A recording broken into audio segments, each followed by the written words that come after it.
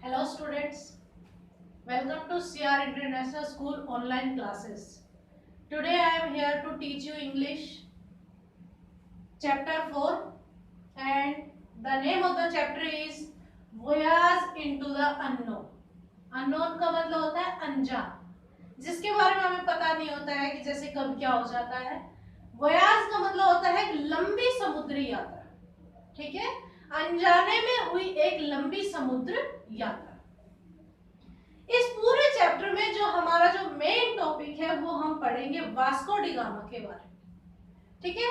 Vasco da gamma कौन थे, वो हमारे देश में क्यों आए थे, क्या उनका पर्पस था यहाँ आने का, इन चीजों के बारे में आज हम अपने इस चैप्टर में पढ़ेंगे। So students, open your books.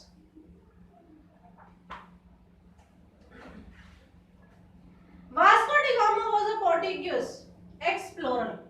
Explorer का मतलब होता है अन्वेषक। अन्वेषक कौन होता है? जो छानबीन करने वाला होता है, ठीक है, जो ढूंढने वाला होता है, जिसके मन में उत्तेजना होती है कि अगर ये चीज नहीं है तो मैं इसको ढूंढूं, ठीक है, उसको हम अन्वेषक बोलते हैं। वास्को डी गामा पोर्टुगीज यानी कि पुर्तगाल के अन्वेषक थे, पुर्तगाली अन्वेषक थे। He was born in the year 1460 और उनका जन्म कब हुआ था? सन 1460। His father Estevao was a knight and an explorer और उसके पिताजी भी, उनके पिताजी भी एक नाइट, नाइट मतलब का मतलब होता है योद्धा, ठीक है, शूरवीर, एक योद्धा थे और साथ में वो भी अन्वेषक थे। At that time, उस समय India and Portugal was trading in spices. Bharat और पुर्तगाल दोनों व्यापार करते थे। ट्रेडिंग का मतलब होता है व्यापार, ठीक है, दोनों व्यापार करते थे किस चीज का? मसालों का। स्पाइसेस मतलब मसाले। The Portuguese had to travel by land to reach India और जो पुर्तगाली थे यानी कि पुर्तगाल के जो रहने वाले जो लोग थे उनको भारत में पहुंचने के लिए थल मार्ग यानी कि जैसे कि जिसको हम बोलते हैं ना, जैसे अपने व्हीकल्स वगैरह चलते हैं, इसी तरीके से उसको हम बोलते हैं बाय लैंड, ठीक है, यानी कि थल से उनको चलकर आना पड़ता था, यानी कि जमीन का वो रास्ता ढूंढते थे। This journey took a very long time और इस यात्रा की वजह से उन्हें बहुत ज्यादा लंबा समय लगता था। And cost a lot of money और बहुत ज्यादा रुपए भी लगते थे। अब सोचो, आप दूसरे देश से भारत में आ रहे हैं तो आपको उतने ही रुपए की भी जरूरत होती है और उतना ही उसमें टाइम भी लगता है। So many explorers were trying to find a sea root.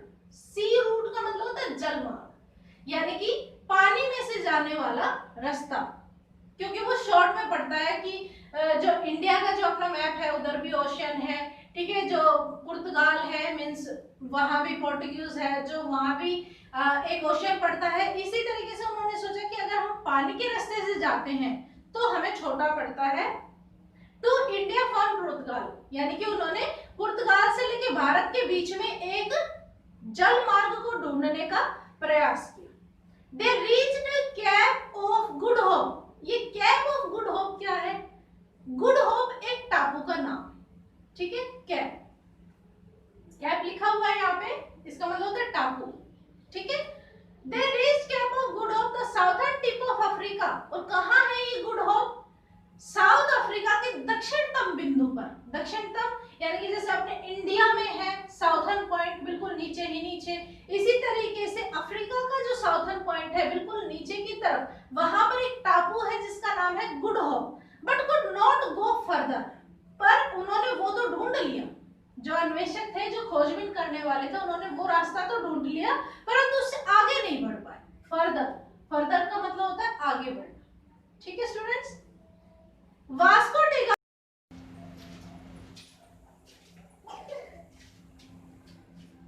Vasco da Gama's father went on one such trip. Vasco da Gama के पिताजी भी इसी प्रकार की एक यात्रा पर जाते हैं। However, he died before he could succeed. परंतु इससे पहले कि उनकी यात्रा पूरी होती, उनकी मृत्यु हो जाती है। Vasco da gamma decided to go on a similar journey. फिर वास्को डी गामा ने इस बात का निर्णय लिया कि मैं भी इसी प्रकार की एक यात्रा पर जाऊंगा। Many people believed that there was no direct sea route from Portugal to India. बहुत से लोगों का मानना था कि पुर्तगाल देश से लेकर भारत के बीच में कोई भी सीधा समुद्री मार्ग नहीं है। But Vasco da Gama thought that Atlantic Ocean and the Indian Ocean met at Cape of Good Hope. परंतु वास्को डी गामा का मानना ये था कि पुर्तगाल में, यानी कि जो ये अटलांटिक ओशियन है, ये यहाँ का जो इंडियन ओशियन है, ये दोनों आकर मिलते हैं गुड होप के पास। गुड होप एक टापू है जो कि साउथ अफ्रीका में है। सो इन द ईयर, इसलिए सन 1497 में ही सेट सेल विद 4 शिप, उन्होंने अपनी यात्रा प्रारंभ की, जल यात्रा प्रारंभ की 4 जहाजों के साथ, जिसमें लगभग 170 आदमी उनके साथ थे। They sailed for 5 months across the Atlantic Ocean. लगभग 5 महीनों तक उन्होंने इस महासागर की यात्रा की। एंड रीच, और कहाँ पहुंचे? गुड होप तक आकर पहुंच गए। They sailed further, फिर उसके बाद वो आगे बढ़े into the Indian Ocean। कहाँ पर बढ़े वो? Indian ocean.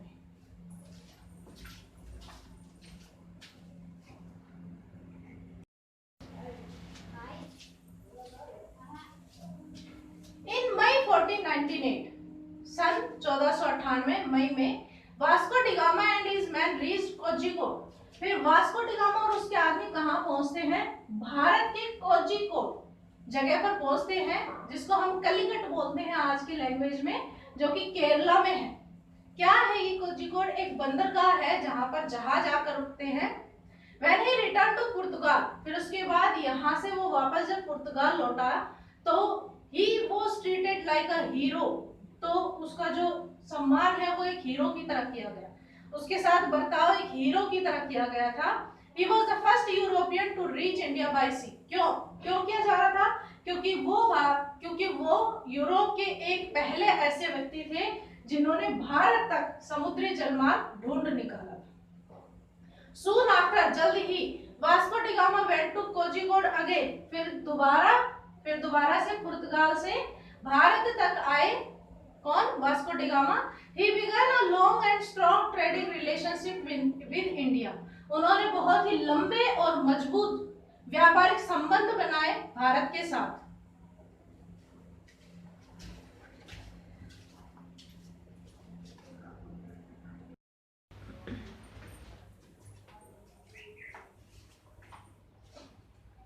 देखो, जैसे ही वास्को डी गामा ने अपने संबंध स्थापित किए भारत के साथ, he traded gold for silk, satin, spices and other product. उसने भारत से सिल्क यानी कि रेशम, सूत और जो विभिन्न प्रकार के मसाले हैं और अलग अलग तरीके के प्रोडक्ट्स भारत से खरीदे और बदले में भारत को क्या दिया? सोना दिया। ठीक है, जैसे हम रुपए के बदले सामान लेते हैं, इसी तरीके से वास्को डी गामा ने सोने के बदले में उनसे वो चीजें ली। He returned to his country with a lot of wealth, और वह अपने देश में बहुत सारे वस्तुओं के साथ अपने देश में लौटा। इन द ईयर, और सन 1524 में Vasco da Gama return to India, फिर दोबारा से वास्को डी गामा भारत में आया। ही डेड इन कोचीन, और उसकी मृत्यु कहाँ हुई है? कोचीन में, जिसको अब हम हाल फिलहाल मॉडर्न टाइम में हम कोची के नाम से जानते हैं। 3 months लेटर, यानी कि सन 1524 में वो भारत में आया था, उसके 3 महीने बाद यानी कि 1527 में वास्को डी गामा की डेथ हो गई थी। सो स्टूडेंट्स, हमने इस चैप्टर में वास्को डी गामा की खोज के बारे में पढ़ा कि किस तरीके से उन्होंने पुर्तगाल से लेकर भारत के बीच में सी रूट का खोज की, किस तरीके से उन्होंने खोजा इसको, किस तरीके से उन्होंने बताया कि यहाँ से यहाँ तक ट्रैवल करने के बाद हम इंडिया में पहुँच सकते हैं। Thank you.